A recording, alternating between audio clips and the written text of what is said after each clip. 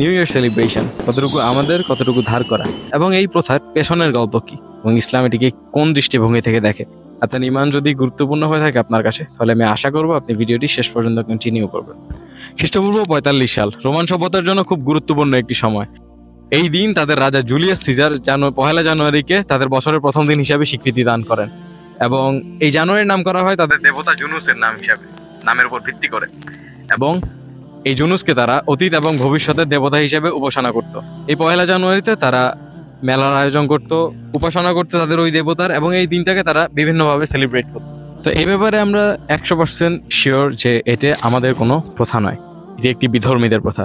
রাসূলুল্লাহ সাল্লাল্লাহু আলাইহি সাল্লাম বলেছেন, মান তাশাব্বাহা বিকওমিন ফাহুয়া মিনহুম, যে ব্যক্তি কোনো সম্প্রদায়ের অনুসরণ করলো সে তাদের অন্তর্ভুক্ত হয়ে গেল। এবং আল্লাহ সুবহানাহু ওয়া তাআলা বলেছেন, তোমরা তাদের মতো হবে না যারা আল্লাহকে ভুলে গেছে এবং আল্লাহ তাদের নিজেদের ভুলিয়ে দিয়েছেন। তো এই উৎসব উদযাপন করা আমাদের কাছে কাম্য নয় একজন মুসলিম হিসেবে, এবং আল্লাহ সুবহানাহু ওয়া তাআলা আমাদের জন্য 2টি দিন উদযাপনের জন্য সাব্যস্ত করেছেন। একটি হলো ঈদুল ফিতর, একটি হলো ঈদুল আযহা। কোনো বড় দিন, কোনো বছরের প্রথম দিন আমাদের সেলিব্রেশনের জিনিস না। ইসলাম আল্লাহর মনোনীত সত্য দিন, যা আমাকে কমপ্লিট কোড অফ লাইফ দিয়ে গাইড করে।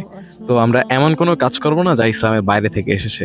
ঠিক কোনো রীতিনীতির কোনো ধর্ম না, বা আমাদের মন মতো কোনো ধর্ম না যা আমরা ইচ্ছা মতোই করতে পারবো।